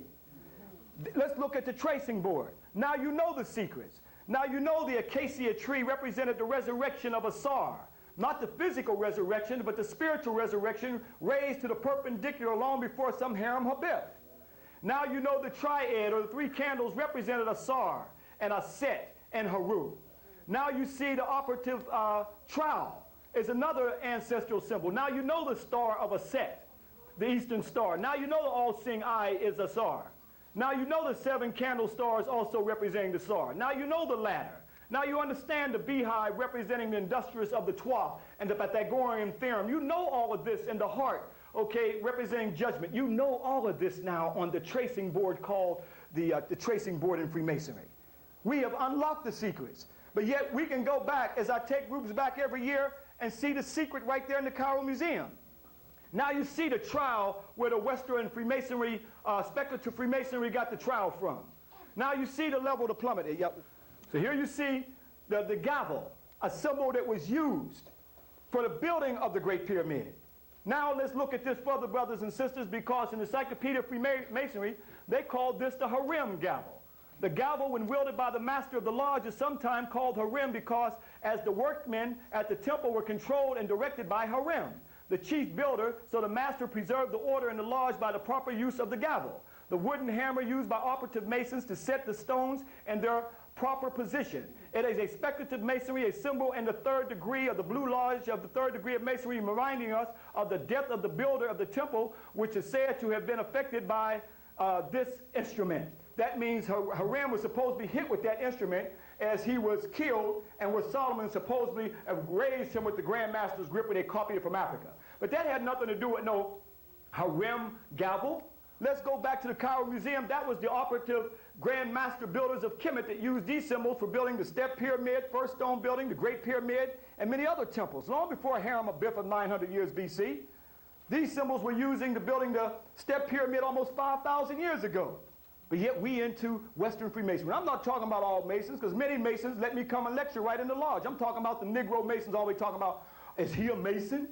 No, I'm from the craft of Amun-Ra, not white folks Masonry. All right. So let's go on to see even further, brothers and sisters, that look at that symbol right there. Let's go now to King Edward VII, as he's called the Grandmaster. No, he's the Grandmaster thief of England. But look what symbol you see him right there. That symbol, this right there in the Cairo Museum of our ancestors, to show the symbol that they used for building the pyramid. So they use these symbols right here. As it says, the design of the apron has remained practically unchanged through the years. Not through the years, through the millenniums and ages, where they copied from the Grandmaster, the collar and the apron, copied it from Grandmasters like Maruka and others. These were the stone builders with the gavel right here, squaring the stones. There's no spacemen. Had nothing to do with no slaves. Where Mackenbagan said he stood there and said his ancestors built the pyramids. Like Michael Bradley said, they may have made bagels, but they had nothing to do with building no pyramids. These were no other than the Hyksos who came in our land and invaded our land. Had nothing to do with no spacemen. These were the Grandmasters wielding the gavel that you see right here from this model where it ends up in European Western Freemasonry, and he calls himself the Grandmaster. No, these are the Grandmaster operative stone squares, showing that this was the stone that squared off the pyramids. These were the Grandmasters. But yet, where do we find it at today? Can we look even further to see the squaring of the stone with the gavel? You know this guy very well. George Washington with the gavel and the squaring of the stone. Copied from your African ancestors model right here in the Cairo Museum. That's why the Egyptians had to be white. Their whole secret society was based off of this, with a cornerstone for the building of the pyramid now in Western Freemasonry. Many Negro Masons worshiping George Washington, a thief, what he stole directly from African people. And see even further to see that this is where George Washington is laying the cornerstone for building of the Capitol building. In fact, at one time, before they hung that square there, you know who they hung there? They hung us inside that triad. That's who they hung inside that triad, because they didn't see us as no brethren of theirs. The white Masons hung us, and we run around parroting white folks. This is what they did to us inside of the triad. These are white Masons. This happened right here in St. Louis. That's right, it sure did, brother. That's right. Let's take them from we run around here parroting white folks. Right. And they hung us right here in front of the triad, and these Negroes think these are their brethren. These are not their brethren. Teach, brother. These are the beasts, the enemy of our people. Teach, brother. Teach. Teach, brother.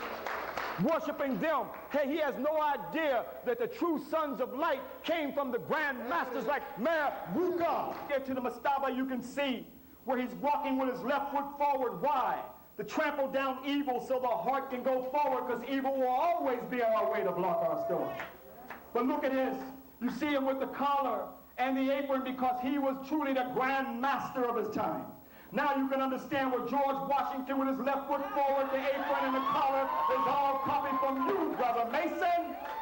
Copied from you, but yet you know the secret. Tell me about Meruka then. Tell me about Imhotep. Tell me about Amenhotep, son of Aku. Tell me about May. Don't talk to me about no Harem Habeth. We had this thousands of years of knowledge, Brother Mason. I don't mean nothing disrespect, but we must open up to who we are unless we stay eternal slaves. Let's go on and look at this. You see him with the trial, the spreading of brotherhood. They didn't spread no brotherhood on us. They spread slavery and death and bloodshed and genocide on us. So how can we align ourselves with Masons of Europe, Masons of America? Let's go back to the craft of Amun-Ra. Let's go back to the Grandmasters who taught for thousands of years. May the ancestors speak through me so I can speak to you.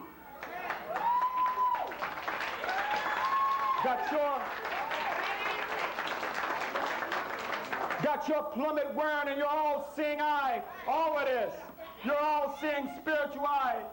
Let's go on and look at this even further. Today, they still have their initiation in the Western secret society with the left foot forward.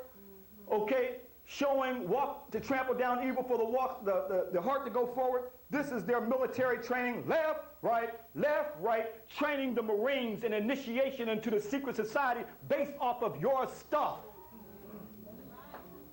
Look at this. This is the whole secret society right here. This is the secret, your ancestral knowledge. Training them right here, everything going back to African people, and these are the thieves of your knowledge, of the African spiritual mystery system that they do not want you to open up to. And unfortunately, these Negroes don't know nothing about this. They don't know about Imhotep. They can't tell you about Khufu and Ankuf.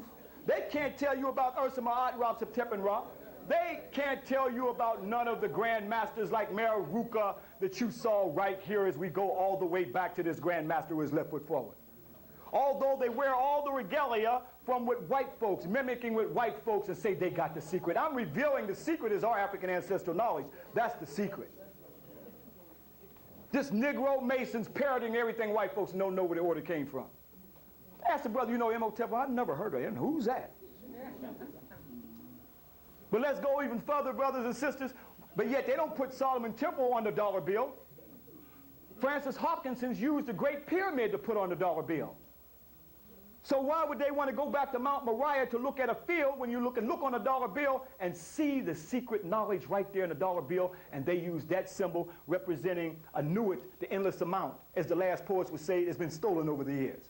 Coeptus, yes, is the new empire, as the last poets would say, of vampire millionaires. Novus Seduciclorium, New World Order. No, destruction of the world order through their imperialist conquest. How you think we got here?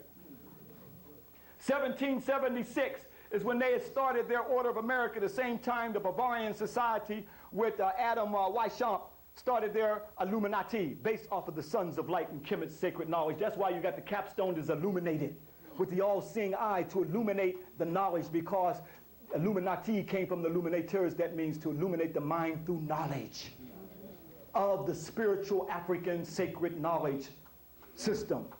So now you see these are the true Grandmasters. As you see Amenemhet III's pyramid, black capstone that has Orion on it that I show groups every year.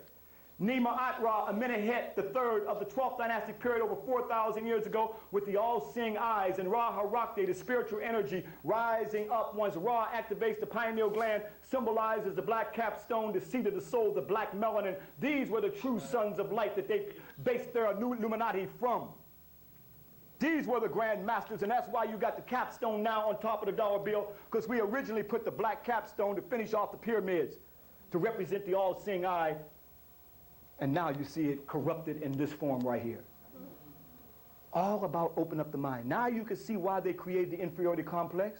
Never wanted our mind to open up through knowledge. Go on and look at this, brothers and sisters, because even old George had an African Kemetic funeral, showing where he's having the opening of the third eye, where he wants to illuminate his mind by opening up the seat of the soul. Copied all this from Africa, you've seen, in a form of the Ba, with George washing his head. Where did they copy it from? Let's go to the gold shrine of King Tutankhamun. The Ba, the soul rising up. The bird with the human head was called the Ba. That was a symbol for the soul. Here you have the glyph symbol, to walk into the spiritual doorway, to open up, to astral project, to spiritually to travel the universe. It had nothing to do with no spaceships and all that. To open up the third eye, as we go backwards and see old George, now you see the third eye, and the Ba is George Washington's head on it. A sketch, but you got it carved in stone in the Cairo Museum where they copied it from you. Oh, this is their whole secret order. In fact, in the book Black Spark, White Fire, Richard Poole says this: George Washington's funeral, and in 1999 featured many exotic rituals, including the draping of the coffin and a Masonic apron, and a presentation by several attending brethren of the sprigs of the acacia, a tree native to Egypt, symbolizing the resurrection of Osiris, or Ausar. Freemasonry did not vanish from the United States government with the founding fathers. Its continuing vigor through the years is attested to by the 13th step pyramid, topped by an eye and a triangle that graces their, as they call it, our dollar bill. This, frankly, Masonic emblem was officially adopted as the reverse side of the Great Seal of the United States in 1782. President Franklin Roosevelt, himself reputed to be a Mason, ordered the pyramid emblem placed on the dollar bill in 1934, seeing it accompanying the Lato Motu Novus Ordo Seclorum, New Order of Ages, is an apt metaphor for the New Deal. America's founding fathers clearly saw themselves as the inheritors of the Egyptian tradition, but were they legitimate heirs or merely pretenders? Did their Masonic rituals or lore contain real Egyptian wisdom, or were they simply concoctions of an imaginative European occultist of the 18th century? A 550-foot obelisk made from 81,000 stones of marble blocks. It was the Washington Monument, the world's largest imitation of the Egyptian obelisk, that we call Tikenu. The monument's dedication on February 21st, 1885, featured a thoroughly Masonic ceremony. One orator took the advantage of the opportunity to declare that the Masons were enlightened with divine love, their hearts radiant with discovering the joy of pure love, their souls cherishing like the ancient Egyptians. They didn't have no pure love and the hope of immortality. So here you see the Klan right here. I mean, let you take a good look. But here you see the Washington Monument is nothing but a plagiarization of your African ancestral sacred Tikenu right here. The Aset said she placed the Tikenu in front of the temple to symbolically to show that the Ausar would resurrect again. Even the March on Washington with Martin Luther King. Now you can see the layout with the lake and the Washington Monument, literally copied from your African ancestors, as you can see right here. This is where the sacred lake, where once they finished their initiation, the Kari head priests, they were baptized long before John the Baptist. In fact, this is the Masonic Lodge in Dallas, Texas. In fact, this is the first Masonic Lodge in Dallas, Texas, where Kennedy was shot and killed at. That tells me a Masonic hit was put on Kennedy right here. But it's interesting that that is the lodge at the 33rd degree latitude line as well. But let's go on and see that. Look at the layout with the Kenu and the sacred lake. It goes right back to your African ancestors, as you can see right here. Oh, yes. But this, Dallas is interesting here because Dallas lights up at night. This ball lights up at night. That represents the resurrection of the sun, and the penis represents Osiris's penis. But wait a minute, our knowledge is all around us. We're walking around in a daze and don't even know. Dallas lights up at night. Let's go to downtown Dallas at night. Look at Ra, the sun. Look at the X. And the skyscraper in the form of the penis, of Osiris' penis, resurrection, right before sunrise. What happens, brothers?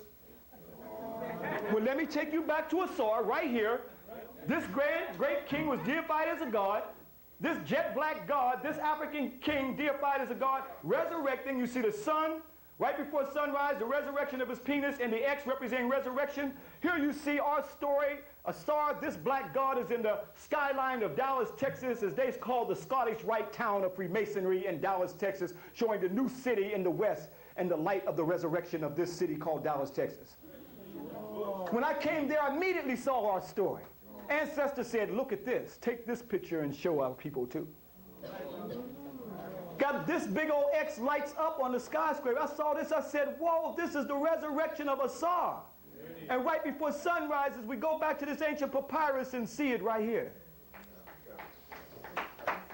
Yes, we must resurrect and transform into the free Africans who we are. That's Kepara for transformation into eternal life. But take the penis and put it right down between the X. Let's go to the Masonic cemetery and look at the Heru. The X and the P. Put the penis right down between the X. This is how they came up with the Heru that's in the Freemasonry cemetery. Even put the obelisks here, the Kenus, that represents Ausar's penis for resurrection. All this, that's why somebody knows something about us if they don't want us to know about ourselves. As you can see, a closer view of the Heru, the monogram for Christ, that is the resurrection. The Christ was the spirit in all of us that Rome corrupted, that I hope to come back in the fall to deal with the African origin of Christianity. They just put a white face in front of the Christ that we all have in us to rise up our divine spirit. That was taught in the city of Aset. If it Asut. Let's go even further. We're even in the morals and dogmas. This is the Bible of Freemasonry written by Albert Pike, Supreme Council of the 33rd degree of the ancient and accepted Scottish Rite of Freemasonry. This is the staff of Osiris, also as the monogram, and was adopted by the Christians as a sign. The P and the X Christus is the inscription in hoc signio victius, P and the X representing Christi. That means the Christ, through caress, divine spirit. That Constantine corrupted the P and the X, as they tell you it was a staff of Osiris. The X is a mark of the mysterious cycle of incarnation. Because the X, you were born again. You were resurrected and born again. So every king wanted to become one with the Ausar. That's why they mummified the body. This was called the caress that I deal with in my African origin of Christianity, because they wrapped the body up like a mummy for a metamorphosis take place for the spirit to leave the body, until Rome corrupted it and said the body would just get up and go to heaven. It was not about the physical body, but the spiritual body, and the X was for the resurrection. Now you go and see that in the Freemasonry Encyclopedia, they'll tell you the X, the St. Andrew's Cross, is also a jewel of the 29th degree of the ancient and accepted Scottish Rite, called the Scottish Knight of the St. Andrew's Cross. This is no St. Andrew's Cross of the 29th degree. This is Ausar's X for resurrection that you see right here. But where do you find that X at now? Do you know that their Confederate flag is based off of your knowledge of Ausar's resurrection with 13 stars? 1, 2, 3, 4, 5, 6, 7, 8, 9, 10, 11, 12, 13. Imagine if those rednecks, the high order of the 33rd degree, they know this goes back to the black man Ausar's resurrection. But those other rednecks down there, they don't know that this goes back. Imagine if they knew that the Kenu, the Oblix, is based off of Ausar resurrection, this black band of our ancestors. That doesn't mean that we take the Confederate flag either. I'm saying, showing you where they corrupted it and turned it into their bestiality on the atrocities that were inflicted upon our African ancestors now. So they got the 13 stars where this redneck is buried right here, showing that he's trying to get through the rebirth and transformation. No transformation gonna come through him, but they corrupted this from African people where you see it represents this black god Ausar, where every king wanted to become one with him like King Tutankhamun for the resurrection. But yet we look even further and see, now you can see Dallas, Texas, the big X for resurrection, and they put Ausar's capstones everywhere for the pineal gland of the resurrection, the capstones that was put on top of the pyramid. Everywhere we look, Africa's around us. That's why they want us to have a multicultural, mix your stuff up so you can't see who you are. Let's look even further, brothers and sisters, and look at this. Even in their cemeteries, we getting little stones, they get pyramids. Pyramids and lotus columns and Ra Harakte, the divine spirit where the pineal gland activates to bring out the spiritual consciousness. Look even further, and I gotta be strong with this, brothers and sisters. I can't just give this enough. My spirit is part of this. 19 years, the pain is coming back, looking at Africans and seeing the Africans, the same Africans I see here, I see on the temples of Kemet. Yeah. Let's look even further and see that old Dodge. You might have a Dodge car. Look what temple he got with these European-looking Horam-Akhet recumbent lions right here. Let's go on even further and look at this. Yes, this is old Albert Pike. Albert Pike started an organization called the Ku Klux.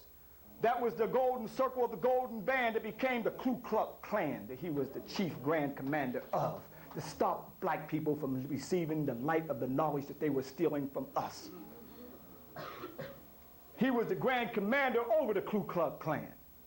Based off his knowledge that when you read the morals and dogmas, the spiritual African mystery system is tied up in there. And by the way, mystery, that came, the Greeks called it mysterion, but that was the Osirian drama for the spiritual resurrection, the sacred knowledge of African people.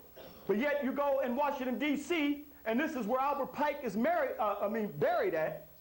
This is where he's buried at right here. But yet you see, this is the 33rd degree of the Grand Sovereign Grand Commander at 16th Street, and they have two recumbent lions.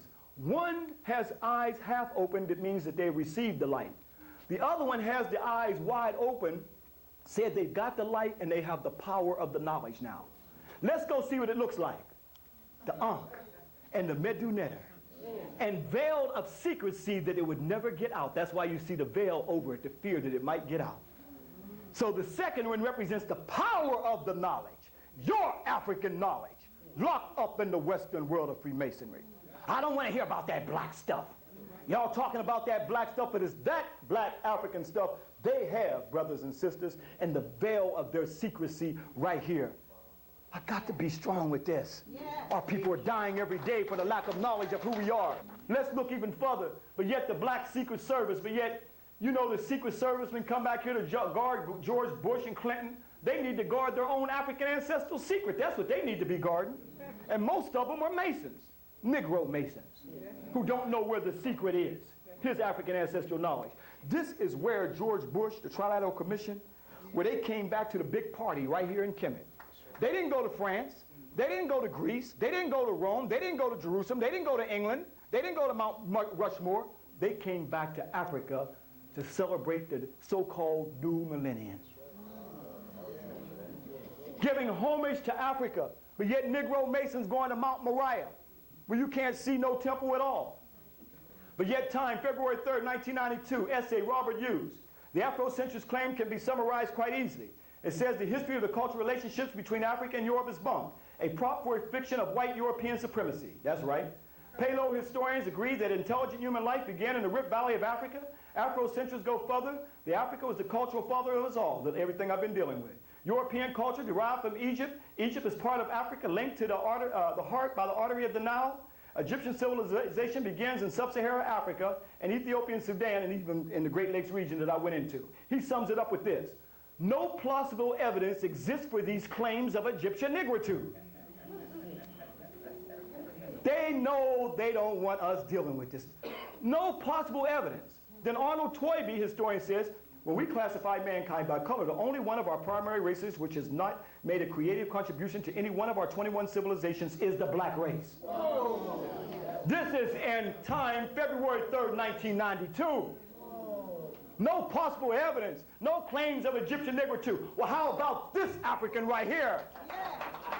Sahori, who was on the stolen legacy of Dr. George G.M. James' book when it first came out, who brought to the world's first navy.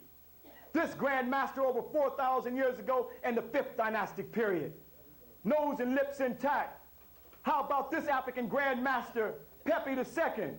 Brother Douglas has been named and raised to Pepi II. He's in the African thought group. The brother's name is now Pepi II. That's what you got to call him, because he looked just like Pepi II. When I showed him the book yesterday, he even said, whoa. See it over here. And he is the one that said that heaven was between the legs of the goddess Nut. That Dr. Ben rephrased it and said heaven is between the legs of the African woman. Where do we all come from? Right there in that micro universe. This African right here, Mentuhotep, 11th dynastic period. He was a Semitawi. This black man, as I said, we have thin nose, wide nose, thick lips, and thin lips. No one prototype that defines an African facial characteristic. But he also had to fight the sand dwellers that were coming in during this time over 4,000 years ago. He was a Wasetian that came up from the south. We always came up from the south. South Chicago, South Central LA, South Philly, South Kemet, Thyself, 26,000 years, always from the south. We might be on the south side of Oakland. I don't know where we are right now, but we might be there right now. The African right here, Amenemhet. These are the Grandmasters they don't want you to know about. No plausible evidence exists. 12th dynastic period, Amenemhet, 1997 BC. Last time there was a 1997 prior to the one in the AD was this time period. This is where we were at. This African right here, where he brought to the world Amen, where we still worship Amen at the end of our prayers, that he has Amen in the beginning of his name, Amenemhet the first. How about this African right here, Sinroret, who set up the kingdom of Athens, even took an army to the southern part of Russia called Black Georgia today, that Martin Brunell, the European, in his book Black Athenia talks about, that they even came down on him for giving the black evidence to it. In fact, we see another African of the 12th dynastic period is his capstone that you've been looking at that got Orion on it, that I showed you in the Cairo Museum. He is the one also who had to fight the sand dwellers, and it's after this period that a full-scale invasion came into Kemet. This is Nima Atra, Amenemhet III. This Wasetian, his nose had been slashed out as well. It was the Hyksos who came in and enslaved the Kemetic people for 200 years that Josephus talks about, who came in, Josephus, who lived around 32 to 100 AD. Said that these people came in and enslaved us, that I deal with in my lecture, African History versus Biblical Myths, extensively. Until the second Enrei-Tao II came up from the south, from Aset, and lost his life on the battlefield. Until his son, Atmos I, opened up the 18th dynasty called the Golden Age and expelled these people out of our land. This is the only exodus that ever took place where they took from this African, Atmos, a real person, and made a Moses. And I document that as thoroughly as I document this. Look, in fact, we go on even further to see, I had to go all the way to England to take this picture, this grand, serious soldier, warrior, Menkaperat, who he made. He had 17 battles and won them all. He kicked butt. He wanted to make sure those Hyksos weren't going to come back into our land.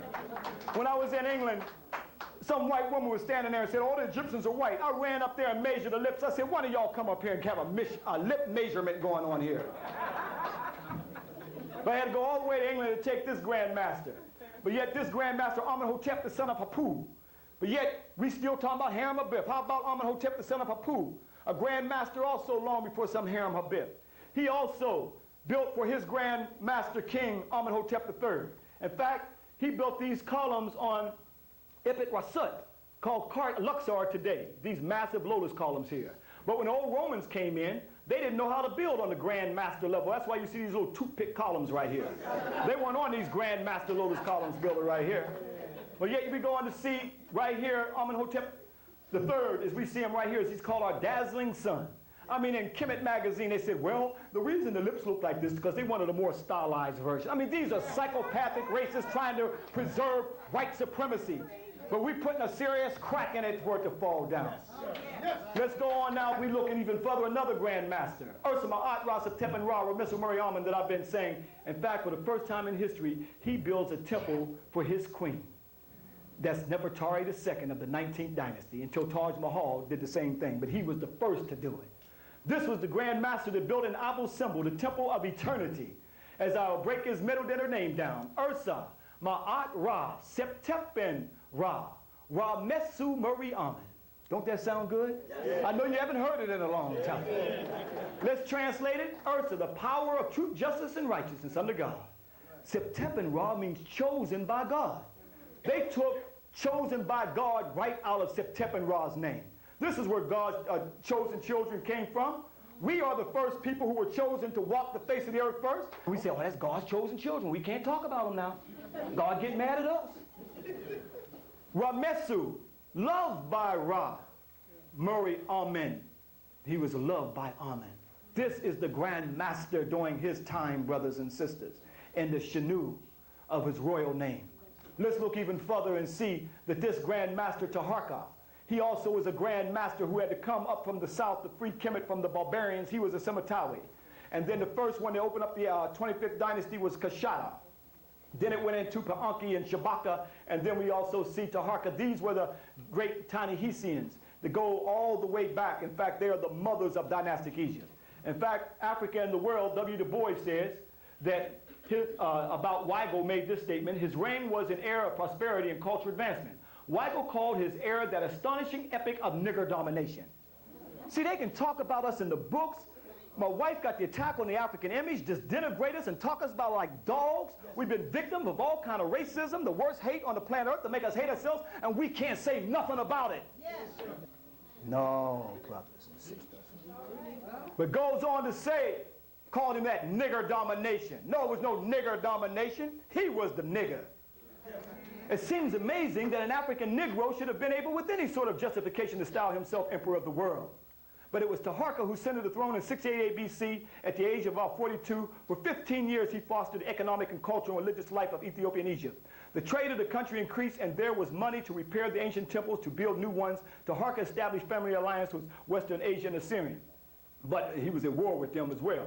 Taharqa built at Karnak was planned as one of the most striking in the ancient world. That was at Aset, that the Greeks called Thebes, right here. This is where the initiation took place, 40 years.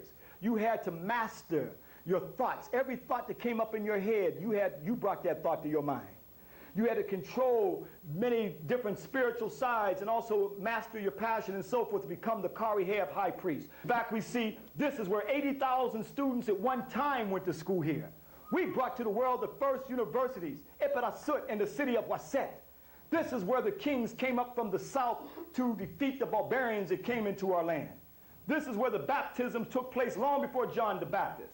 Here you became baptized to become one with Ausar, to sit on the square as he overlooked the lake that represented spiritual consciousness, to become one with Ausar.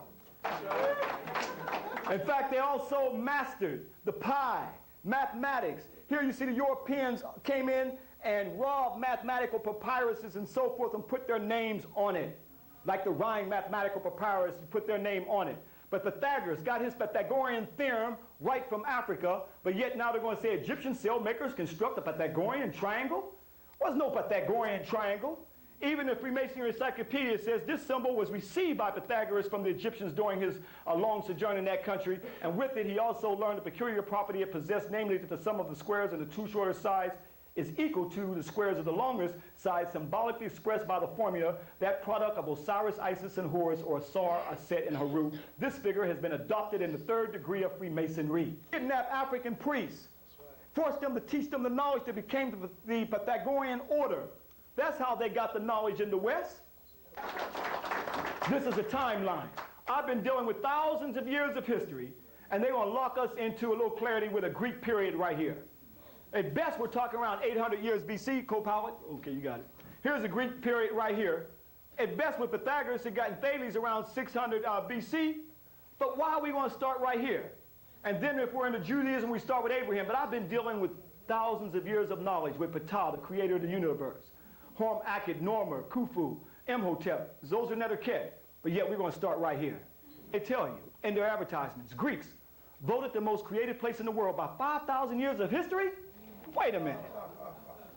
5,000 years, this would be 3000 BC during the time of the building of the Great Pyramid. Here's Greece way down here. At best, 1000 BC would be 3,000 years ago. They just corrupted right in the magazines, but yet they also say, on your next vacation, meet the country where civilization was given flight. It definitely wasn't in Greece. Civilization gave flight with Kemet way back here. In fact, that's why, brothers and sisters, we must know who we are. As an African people, come back home. Come back to the black land. Come back and kiss the feet, as Sinro-Wetz has said during his time, to Sinove. Come back to the gates of the Grandmasters, the true Grandmasters like Horm Akhet, as we take groups back every year. I mean, to do serious field work. We're not talking about no bunk tour with Europeans and Arabs. Hey, I've been going back there 19 years. I know Egypt better than I know LA and Dallas. Come back to the temple of eternity. See the Grandmasters, brothers and sisters, but above all, remember that in order for us to have health, a little clarity, our capstone must be Africa. Economics, we must put the center of our capstone of our consciousness must be Africa. To have an African family, the capstone must be Africa. Yes. To deal with the technology of today and tomorrow, the capstone must be Africa. The gateway to our future, we must walk with the left foot forward, to trample down evil, so we can tell our story as an African people for the future generations of our people, so we can know thyself, because a race without the knowledge of its history is like a tree without roots. Hotep, brothers and sisters.